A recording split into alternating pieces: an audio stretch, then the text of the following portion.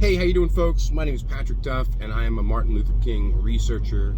I live in the New Jersey area, and I've been specifically concentrating on the time that Dr. King stayed in the Camden and South Jersey area, and also went to school over in Upland, Pennsylvania. Dr. King started in September of 1948 and finished in May of 1951 at Crozier Theological Seminary School. But several things happened to him while he was in the area, and we're going to go take a look at the places that touched King's life in the South Jersey area, and I'll give you a little bit of the story as you see each one of the places. All right, now we're coming down 8th Ave here, and we'll be pulling up at 753 Walnut Street, which is the former residence of Dr. Martin Luther King between 1948 and 1951, where he would periodically stay here while he was a student at Crozier Seminary School. And so this is the street that he actually lived on. As you can see, there's, houses being held up by stilts, all kinds of different, large paths or swaths of land where there's no houses that are abandoned. But I'm going to show you around. Here we are at the location. This is 753 Walnut Street in Camden. As you can see, you have quite the large space of land that's not even being used. That was a public garden when I first started doing this, but they cut the water off to this house here that they were using to water the garden. You see that house actually standing up by stilts. But they cut the water off the garden, so they couldn't do the garden anymore. But this is the house where Dr. King was staying when he planned his first civil rights incident, his first civil rights battle, and actually his first and second. And we're going to be talking about that. On those steps there, a conversation was had with Dr. King and Jethro Hunt. Jethro Hunt told him basically, "You're crazy if you go down to Maple Shade, that they don't serve black people." And Dr. King, or at least Jethro says Dr. King told him, "Oh, that's okay. You don't think that we should be going down there, but maybe we need to start going there so we can go anywhere that we want." So literally on those steps, Dr. King spoke about, engaging in his first, or one of his first acts of civil disobedience. And we're going to learn today that his actual first act of civil disobedience, where he walked in to try to be served in an all-white establishment, actually happened at a bowling alley located here in Camden at 2200 to 2204 Federal Street. Now, this house is a house where John Lewis stood out here and said that this home must be saved for future generations unborn, yet it is still in shambles, as you see. Pastor Amir Khan has purchased this house, so hopefully his organization, New Beginnings, can give this home the new beginning that it deserves, and create a museum for the people in this area, and to preserve the legacy of Dr. Martin Luther King's time in Camden, New Jersey. As I said, John Lewis stood on the street asking for this home to be saved, yet it still sits in disarray. So I think this is the year that we're going to do it. I believe people it's going to have traction for some reason in 2022 that it didn't have in 2015, 16, 17, 18, 19, 20, or 21. But I'm not giving up, and I can tell you that it's been worth it.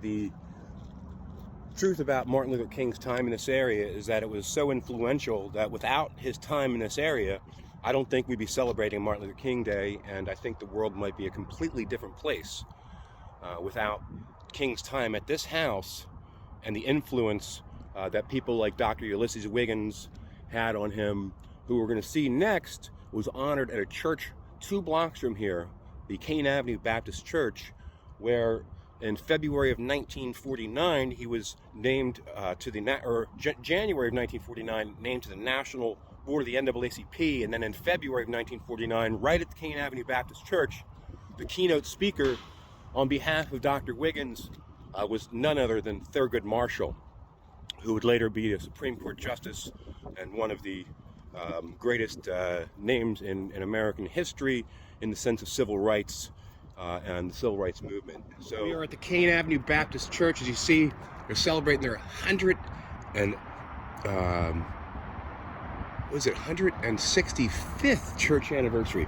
This is actually the oldest black church in South Jersey, Cane Ave Baptist Church.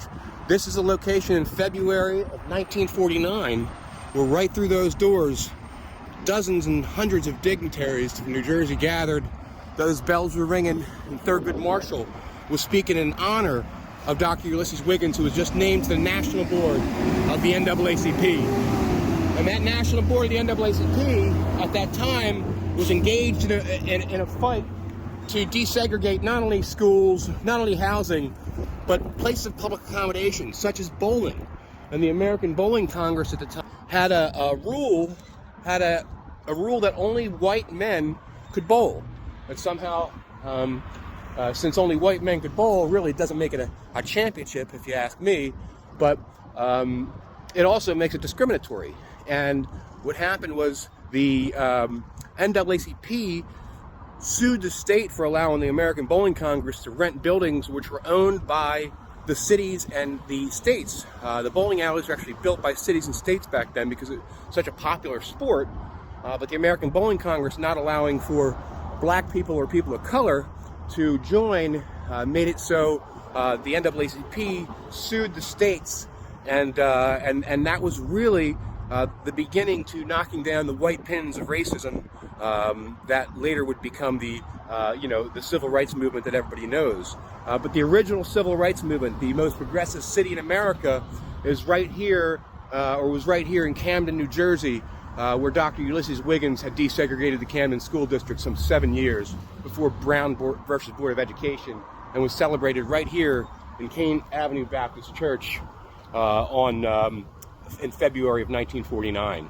So this is the type of history that you probably are not going to hear about in school because they kind of don't really know it yet. So you can see there as I'm driving that we're going right past the exit from Martin Luther King Boulevard. So Camden has a street called Martin Luther King Boulevard. Martin Luther King Boulevard, interestingly enough, starts at Wiggins Park. So where Wiggins Park ends is where Martin Luther King Boulevard begins in Camden. Crossing over into North Camden is the other side of the Admiral Wilson Boulevard. It's a pretty cool bridge up here, so I wanted to show this. But I mean, it's a nice drive. I mean, this is not around the corner at all. As you saw from the picture I took, it's an 8-minute drive. It takes a little bit longer than that though in Camden because all the roads are busted up because they've taken all the resources out of Camden from the earliest city that had a major white flight, and they put them into places like Cherry Hill and Haddonfield where you can drive on nice roads thanks to Camden being or the money being siphoned from Camden. So we're coming up right now to the bowling alley. We're about 0.3 miles away. You know, you're seeing kind of what King would have saw back then while he was pulling up. King he did have his own car. His dad gave him a car once he graduated from Morehouse to come up to Crozier with. So him and Walter McCall were cruising down this little strip here on their way to the first time that they would try to engage and have a white establishment that would not serve black people serve them, to start to end the discrimination that takes place still in America. So here we are, we're in front of 2200 to 2204 Federal Street.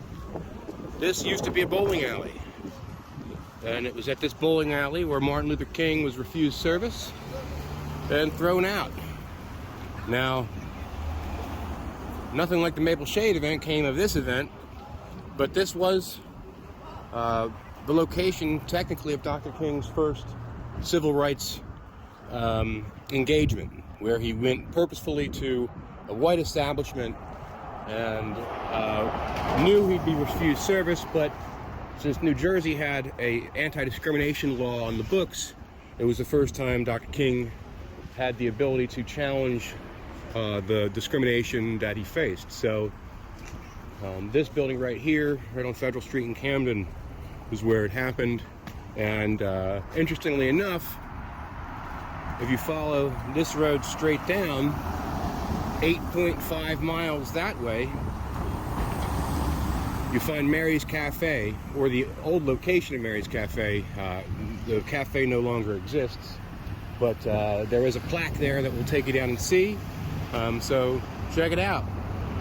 This is the home of the Camden Recreation Bowl, which was owned by the either state or county, which made it illegal for the American Bowling Congress to have their tournaments in New Jersey or any other states that had the anti-discrimination laws, and began the civil rights movement. In a sense, began well before this, but this is one of the places on the timeline where you can really put your finger and say that the ability to have a civil rights law on the books was what gave states the ability to end discrimination, which must have influenced Dr. King to want to put a civil rights law on the books federally, which was actually some of that work was began by Dr. Ulysses Wiggins and Roy Wilkins and Thurgood Marshall in enacting certain legislation which would help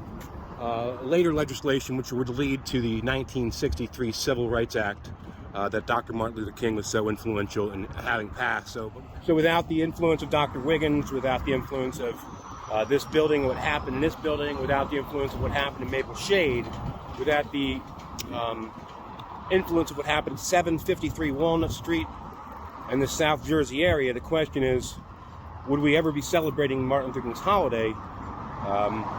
Because would any of this ever happen without such a progressive movement that happened here in Camden, New Jersey? Now we're actually in Maple Shade. We're on Main Street. This is downtown Maple Shade right here. And we will be taking a look at the location where Mary's Cafe once stood. I was correct, the street name changes from Federal in Camden to Maple in Merchantville, and then Main in Maple Shade. Now, several things happened in Maple Shade that actually kind of piqued my interest in this story, and before I found it, there was actually some kids a couple years ago when the whole Ebola crisis was going on in Maple Shade, that the nurse decided she was going to take out a class and do a test on them two times or three times a day to take their temperature, which sounds familiar now. Everybody's doing that now, but back then it was considered discriminatory because these kids were from Rwanda. And the school, some of the people in the school were in agreement with her, some were not, but mainly it actually made national press, and that's what made me start investigating the township and just the history of it. And some of the history is pretty incredible in the sense of, KKK rallies happened here. There was one of the last crosses burned by the KKK above the Mason-Dixon line happened in this town. And from the actual location that it happened sits an apartment complex called the Southern Cross Apartments. But we're coming right up to the location now. Sadly, it's only marked by a small black plaque that you have to get out to read, but we're going to get out and take a look at it. It's really at the exit, where the exit is on 73, so it's not safe to stop there, so I'll be stopping across the street and then walking. Here's the plaque that I had lobbied the township for, that was installed, and right below it looks like somebody left some flowers. So for the first time ever that I've come here, in the 7 years, somebody else was obviously here leaving flowers. So this is the location where Mary's Cafe once stood, and this is where Dr. King was refused service on June 11th, which carried into June 12th when the complaint was signed at 12:45 a.m. when he was assisted by Dr. Ulysses Wiggins in the middle of the night. In his first time that he would have a police officer arrest somebody for discriminating against him, and how powerful that must have been. How incredibly powerful that must have been for a young man from the South, where there was not even a thought of civil rights legislation in states like Georgia that he lived in. But New Jersey had a pivotal law that was passed in 1947 with the help and the push of the same man that helped him the evening here in Maple Shade, Dr. Ulysses Wiggins. So as you see, this is a plot of land, and I originally said they should put some type of a park here, but it seems that they thought that a little plaque would suffice. Now, I don't think a little plaque suffices. I think that this area right here should still be made into something, or a larger monument of some sort should be placed and replace that plaque or join that plaque, because this is really the beginning of the civil rights movement for Martin Luther King in this location. And the fact that, somebody found it important enough to leave some flowers makes me think that this might be the year that New Jersey officials finally do their job and recognize the home in Camden and make it into the museum that people in Camden need to see that people right from that area, that lived there, that walked there, that breathed there, went on to change the world. From 753 Walnut Street in Camden, New Jersey. I'm Patrick Duff, and I really thank you for watching. Over and out. Have a great day. Happy Martin Luther King Day.